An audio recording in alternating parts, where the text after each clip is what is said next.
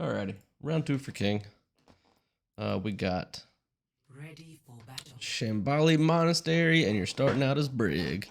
And I have already watched this one time over, just to get a feel for how this goes, and have my just in case you play Moira watch through, so I have something half decent to say.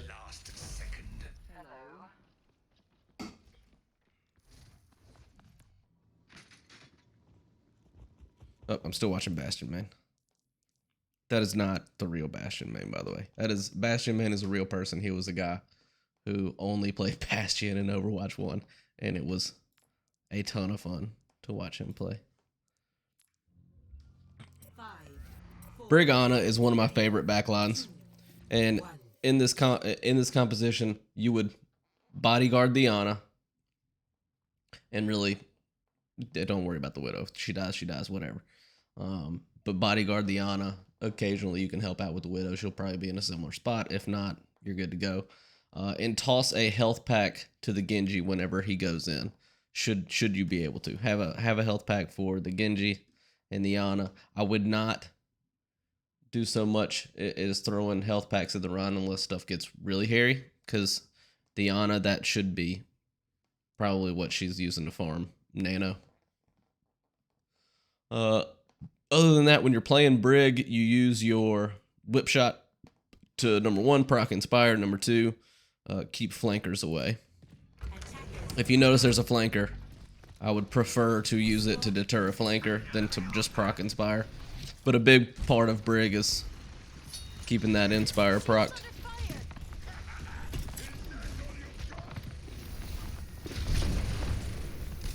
Run in. He gone. Bye. Alrighty, so here, I want to stop and point out what is happening to the Ana. Ana's in. There is a Tracer on the Ana. And Tracer's being very mean. She's out of there, and you hit her with a health pack. But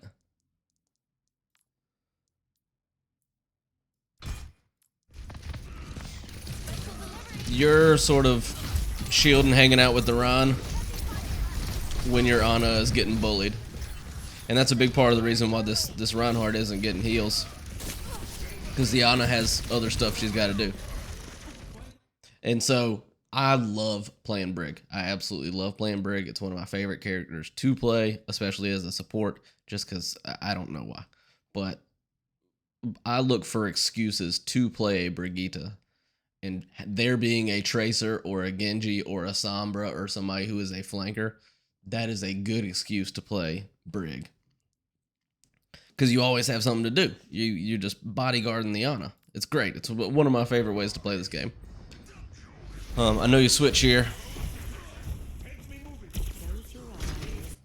And I think that's probably why, is I think you played the Brawl Gita style, where you're playing with the tank and you're pushing forward with the tank, rather than the bodyguard Brigitte style.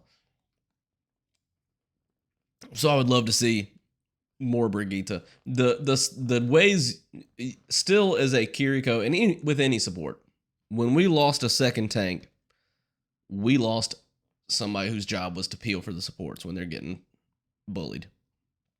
So now supports have to peel for each other. Brigitte is great at peeling. Kiriko, to a certain extent, she's more survivable, and she's got kind of, it's just a different way. But you can still peel. The Kiriko has a different way of dealing with the Tracer, and that's to hit her in the head with a kunai, which is hard to do. But nevertheless, the way I would play this now is you're the Kiriko. You should be sort of, it doesn't look like he's having a great day. You should be going with the Genji. So there's this guy on YouTube, Awkward is his name, and he did these 4 rules for how to play Kiriko, and it was something along the lines of push forward, off angle attack, and get out. So that's kind of the whole thing, is you play this flanker style of Kiriko. I'm not super into that one, but I do like playing it the way a lot of people in Overwatch League play it, where you are escorting a flanker. And that's sort of how I started playing Kiriko, is I'm escorting the Genji. What's up? And then you use your swift step to get out of trouble. Genji's got a no shit button, you do too, so. Help me move the payload.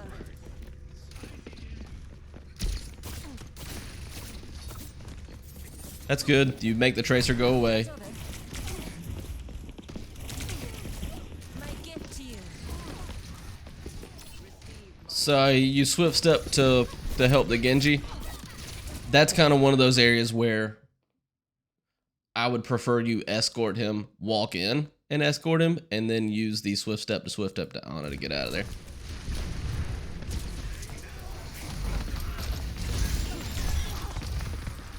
Not a bad Suzu to get the keep the Rhina in this. But one of the biggest things in this is they have an Ana as well. So you got to watch out. When I'm playing Kiriko into Ana, I want to remove as much of that anti-nade utility as possible. If I can't go Ana and just basically even the odds in terms of the ante, then you go Kiriko and try to remove that utility.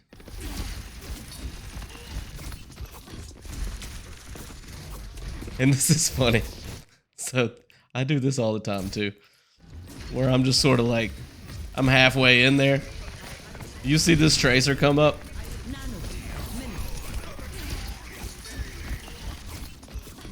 And whoa, throw some healing at her. I do that all the time.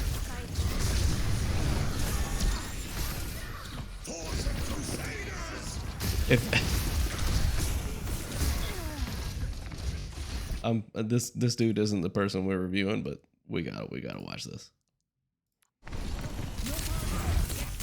He gets nanoed, doesn't really do anything with it. He charges.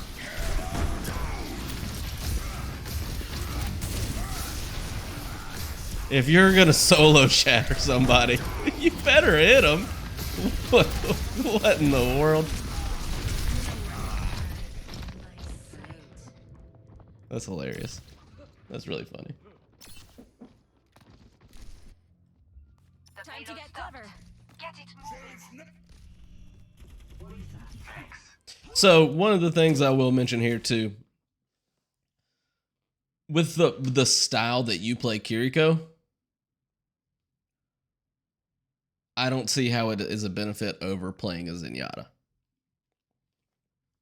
I would rather see this sort of playing in the middle and poking thing. I would rather you go Zenyatta.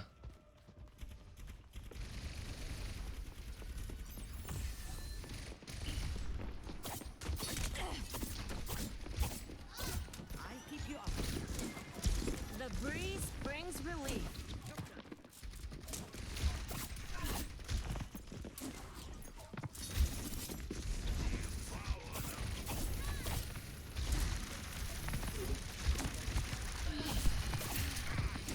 Good. So you got the same thing with the other tank with Tank Top when I watched him. Your rotation. Heal kunai kunai, heal kunai kunai, heal shoot shoot, heal shoot shoot, heal shoot shoot.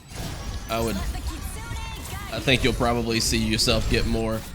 I noticed I wasn't getting as much damage as other Kirikos. My healing was just slightly above them typically, but I wasn't getting as much damage. Not as much damage or eliminations, which means less ult charge. And plus you occasionally kill people.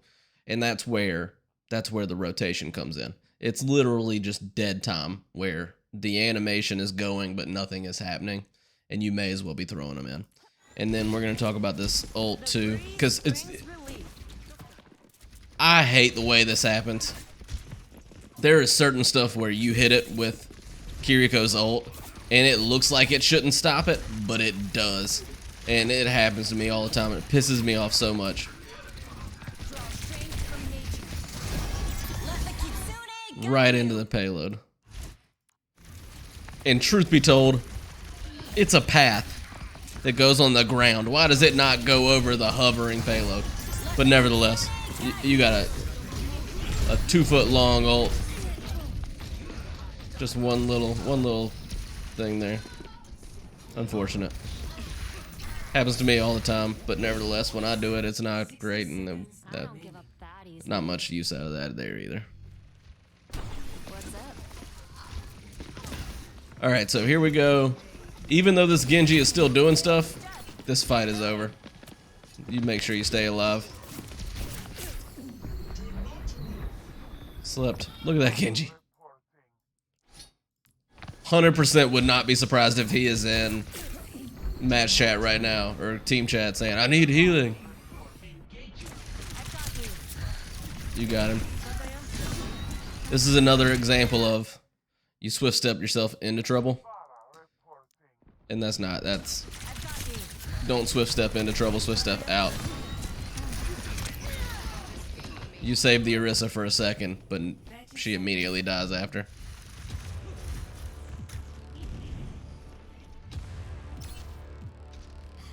We've got this. And this is crazy. Like, this entire game, this entire round of attack looks like this, just, there's nothing happening. I don't think he kills anybody. No, he doesn't kill anybody. Like, how? How does this even? The Pharah gets somebody.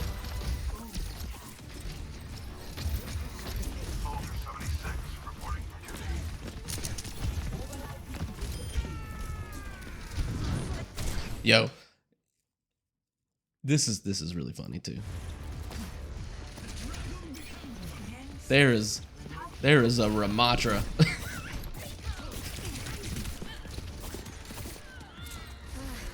Ramatra comes up, he's in Nemesis form. Gets slept, he's woken back up, and you're just like, excuse me, pardon me, I gotta go up to the point. And then he gets murdered. It's great.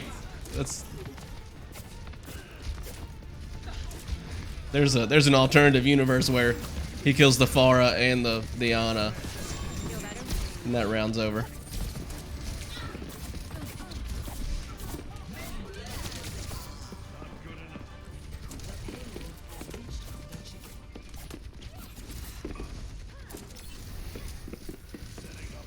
Let's talk about that for a second. Please tell me that was you accidentally hitting the DPS, the DPI, the sensitivity button on your mouse. And you're like, what the hell is happening here? That can't be the sensitivity you're playing at, is it? That cannot be. And I would check out your sensitivity and your DPI. Carried on the wind. I like this. Get up there and poke. Why not? You're Spider-Man. You may as well climb up there and do some stuff. I would even go as far to say, you don't really have a flanker on this team. The Ana is just a huge source of healing. Get in there and do some poking, do some flanking. Don't be afraid. I'd climb up that little wall over there.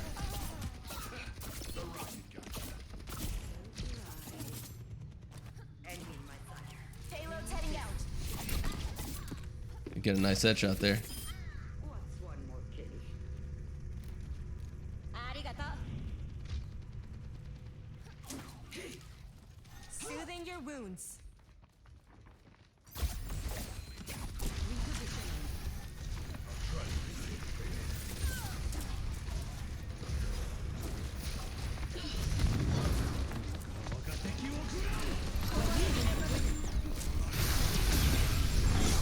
That's a nano Ramatra ult. You get out of there. Yep.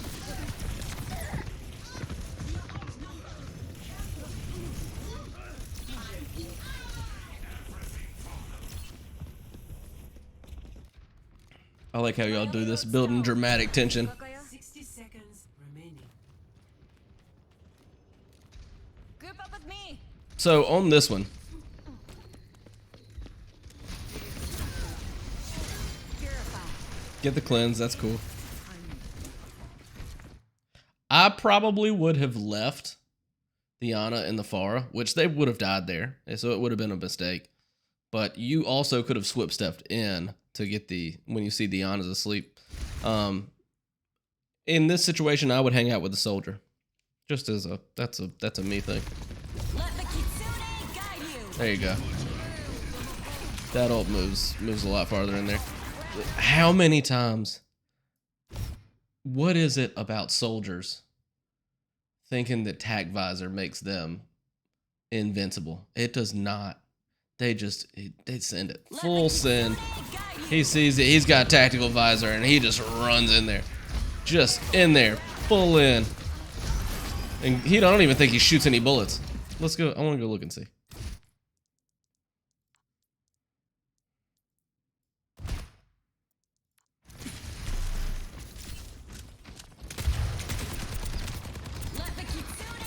He's got it. Send it. Get in there. Oh, he's shooting bullets. He almost kills somebody. But he doesn't. 30 seconds. That's hilarious. How'd you die?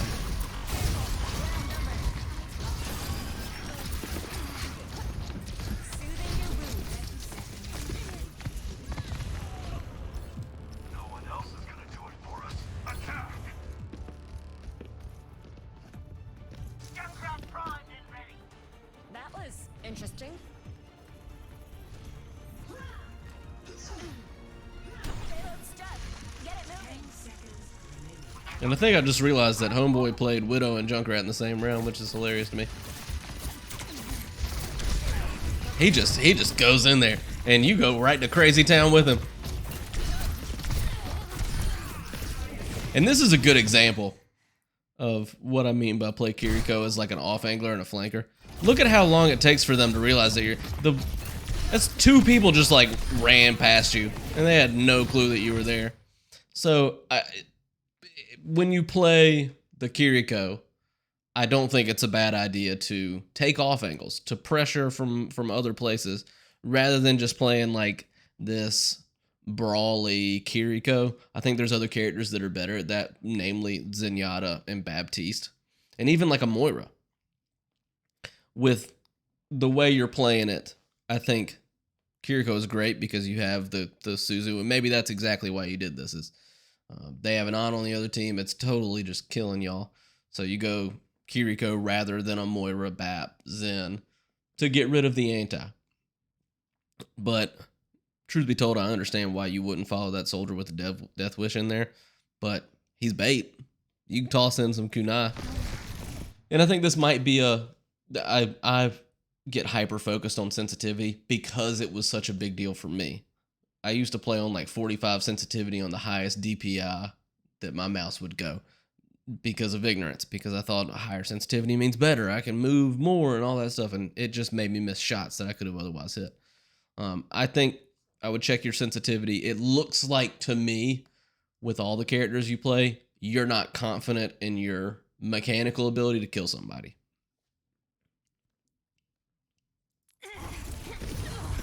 So I would think those two things go hand in hand. Is you would be more willing to flank, to apply pressure from off angles and stuff like that if you felt like you could kill somebody.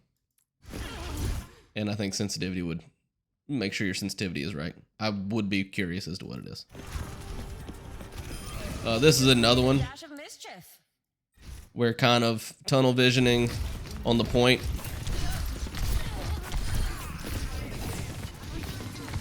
Anna's back there under attack. She's getting shot. This is all time she could have been saved. Just needed a dash of mischief. Help me move the payload. Under my protection. I want to see what happens to this Anna. How long is she getting? That's the wrong Anna.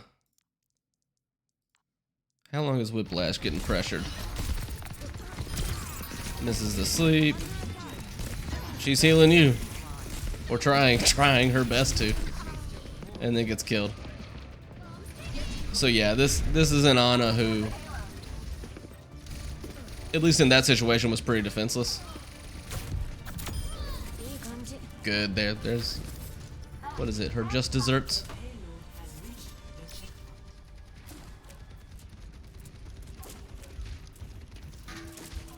My gift to you. I think that's another good example of the style of Kiriko I would rather see you play somebody else. Because there's two ways to kind of deal with this. Is basically just let the Ana chill by herself and pushes a unit elsewhere. Go with a flanker and kind of hopefully kill their backline before your backline gets killed situation. Or you basically play bodyguard for the Ana.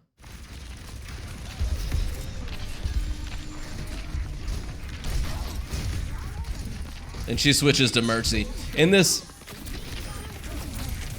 I get why she goes there. Mercy is a lot more survivable. You have a way to get away from the Tracer.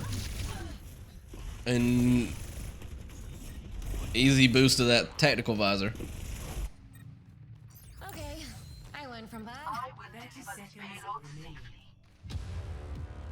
Keep attacking until the last second. Let the Kitsune guide you. Tactical visor activated.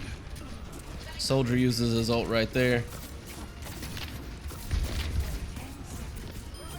That Tracer is free. I hear. I am so attuned to the sound of pulse pistols that... How long is she back here just going ham? Holy crap. Alright, this is the entry, I think. 60 seconds. We'll start at 840, 843 we'll call it.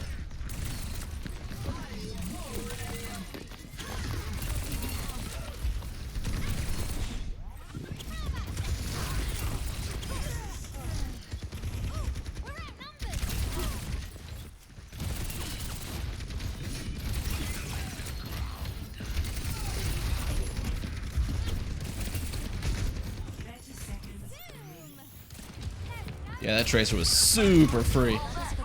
Just nobody really contested. The only person that really contested was number one when the Tracer was back in the front line, and then when the soldier was running back from spawn, I think.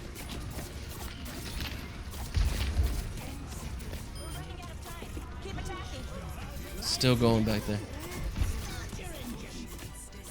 The Junkrat got her. So this is a situation where luckily the Tracer was not that good. Because a Tracer that was good, if you're a little bit higher than the rest of the lobby and nobody's pushing you away from the back line, you can just go bananas. Initiating match.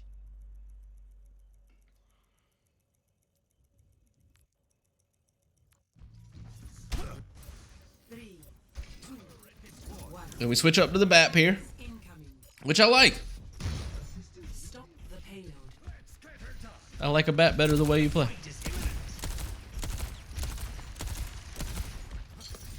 And so, before we let this play on, the BAP rotation is heal, heal, shoot. Heal, heal, shoot. No, I'm wrong. It's shoot, shoot, heal. Two 3-round bursts and then a heal.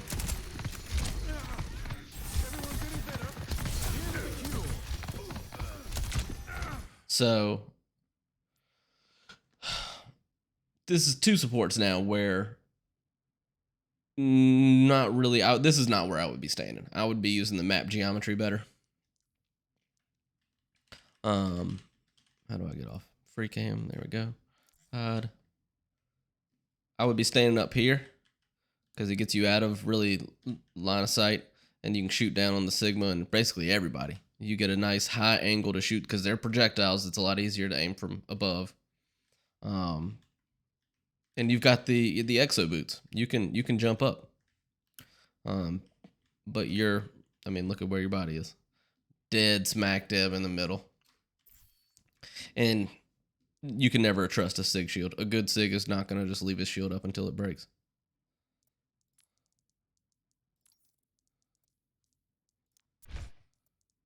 And so you got a Hanzo. And that Hanzo, he's just chilling. He's just chilling, lobbing arrows, lobbing those gigantic projectiles in there. So every second you spend out in the middle of this road is just a second you're risking your life to just one silly headshot. One. Bop. Even a blind Hanzo hits a shot every once in a while. And he's a decent Hanzo. On my way.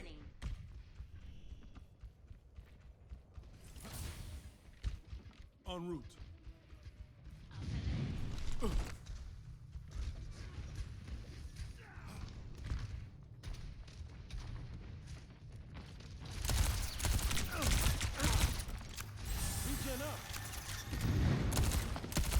So this is me being nitpicky.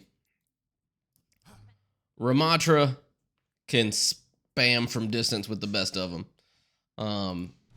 And you come in, you're doing some pressure from high ground, but it's just you and Pharah.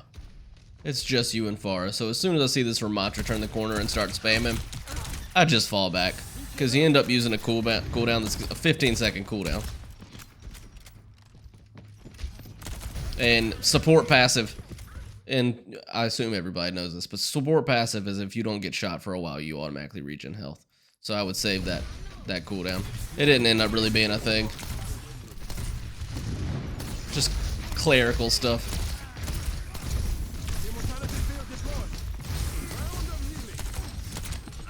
And this is another one where, number one, you're standing right out in the middle. Number two, and this is acceptable because it's a Pharah, but you use your definitely most important cooldown to try to save this Pharah. Immortality field deployed. Don't use that. Just hold on, I want to see. Let's see what we got here. Is the cooldown up? Yeah, the other cooldown is up.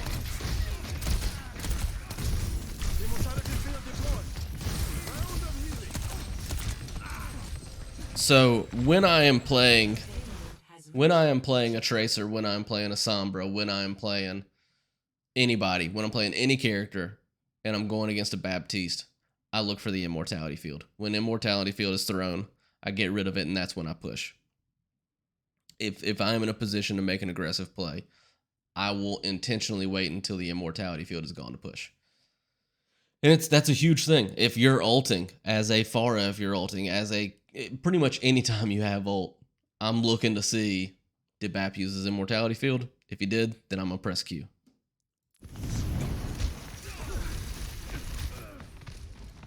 So in that one, don't stand in the middle and really be careful using the Immortality Field, because the further up you go, the more people are going to take advantage of when it is gone.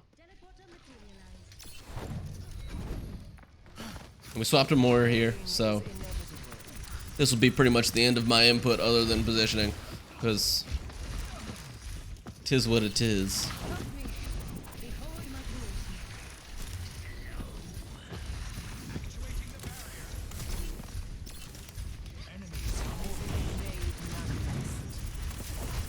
You are crazy. You are a madman. You are absolutely bonkers. I would have done exactly the same thing. Just to end that rant. You're a crazy person for diving that Hanzo. And I would have done exactly the same thing. But it would have ended exactly the same way. Because what that is a challenge. Hey Hanzo, can you hit one shot from point blank range? I'm on my way. If you can't, then I'm gonna kill you. But that's a trade. That's a support for a damage trade. We're not important enough to chase, and I would have done exactly the same thing. Because when I swap Moira, it's kind of a fine, I'll do it myself. This is another one. All right, this is the legit crazy one. They cap this point. The spawns change. That's their spawn right there. That's the spawn door. That's where they're all coming back.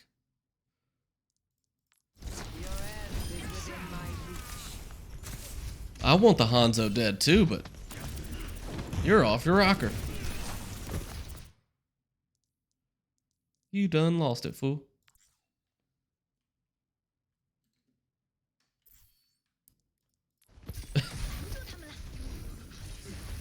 Y'all both crazy.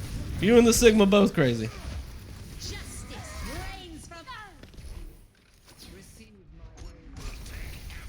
And you made it out. Shouldn't have. But you did. Y'all are crazy.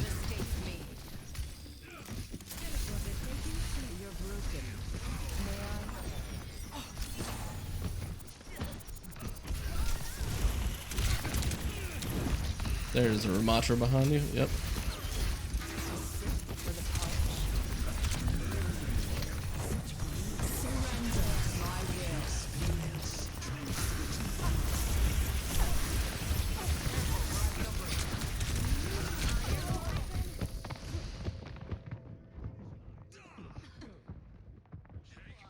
So that's really no effective end, and both supports use their ult, which What's up? you did it first, so you know I would be more mad at this end. But woof. When you hear angry Japanese, stop, because it's one of two people. It is Hanzo and it is Genji. It's probably worse if it's Genji. With the dragons, you want to see where they're going before you go anywhere. Your swift step is off cooldown. It's right down main. That's a dragon strike that effectively got two of you. Not that it changes the end of this story, but it gives you a fighting chance. I don't give up that easily. Yeah, when you hear angry Japanese, stop, look, and listen.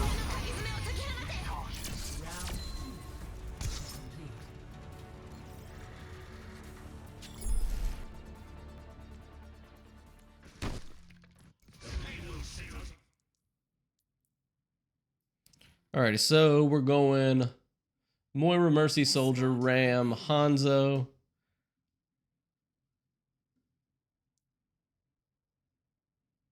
So going into this fight, I would play, you have 57 seconds. That's it. You got to push as far as you can go. So you're either going to go completely ham and try to get picks and do this thing, but as soon as you turn this corner and you see them all chilling up there, they're playing poke.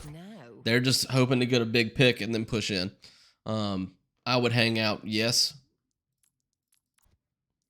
right behind this corner here so they can't see you, right behind that corner there so they can't see you, or crouch down behind the payload.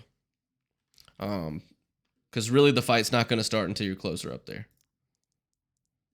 Or somebody gets picked.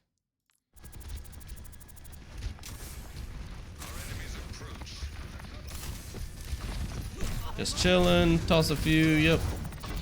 That is... With Moira, it's the resource character. And he gets anti'd, ugh. So yeah, that's what it is what it is. So that's an L. And oh, the Mei saves your life here. At least I'm convinced. I haven't looked at it closely yet.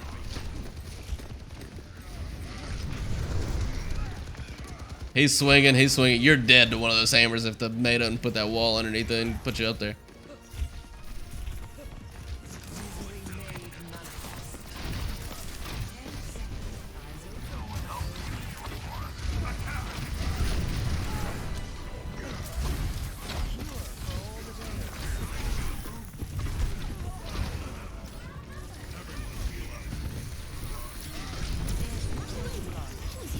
And Mercy dies for the res.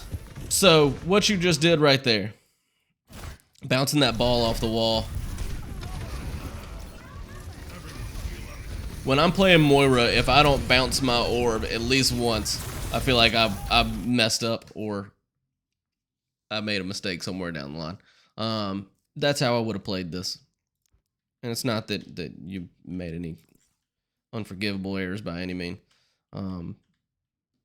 I would chill behind one of these corners, pop out, bounce a ball, and try to get a coalescence as fast as you can. You're one of the few characters that in that time could pretty easily get an ult. And I think that's it.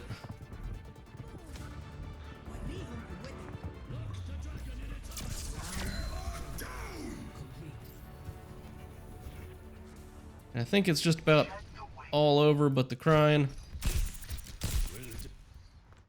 Ready for Okay, switching to Ana. I get it, why not? You kind of got one shot at this, you may as well give it a go. 4, But this is another thing. 1. Attackers incoming. Stop the payload. That's 3 for 3. That's 3 good shots. Aim down sights. And this also leads me to believe that your sensitivity is high because the aim ADS sensitivity is way lower and you're crushing it.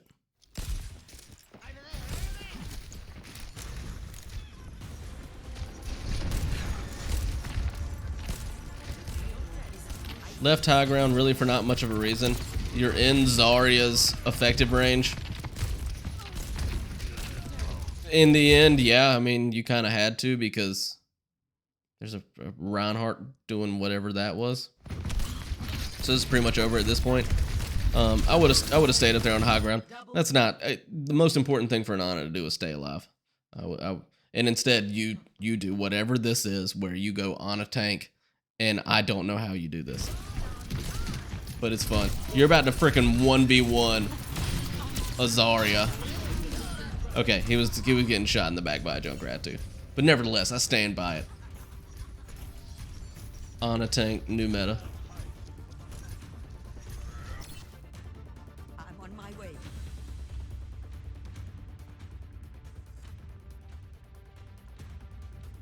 This also looks like super high sensitivity. I'll be right there.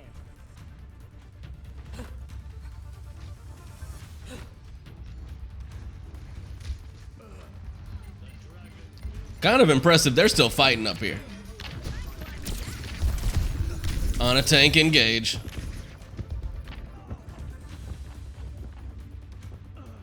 So this is another one where you run all the way back with those poor little granny legs to YOLO it in. It was over anyway, so it didn't really matter. So takeaways. Positioning, use the map geography when you're playing as BAP or as Kiriko. Your Kiriko, you play like season 2 Kiriko, where her healing was OP is all get out, and all you had to do was basically sit in the middle of the team and Suzu and heal, and you would get a Kitsune rush once every team fight. Now she plays a little bit different as kind of an off-angler flank escort to be a little more aggressive. So I would like to see you incorporate that, because I think Kiriko is going to be, and is, an extremely important character going forward for everybody, especially with how much utility Ana and Junker Queen brings. When there's a Junker Queen going, Kiriko is almost necessary, because that rampage is just crazy, and she gets it every team fight. So your Kiriko, think a little differently about how you play Kiriko. Use it as an escort for flankers and to off angle, even if there's not a flanker off angle. And then use the map geometry is another one, and watch your positioning. Kind of don't stand out in the middle of something unless you absolutely have to.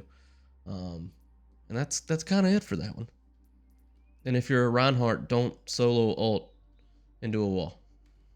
But that one's not related to you. Alright, that's it for that one. Now I'm going to go play. I think I just saw you get on the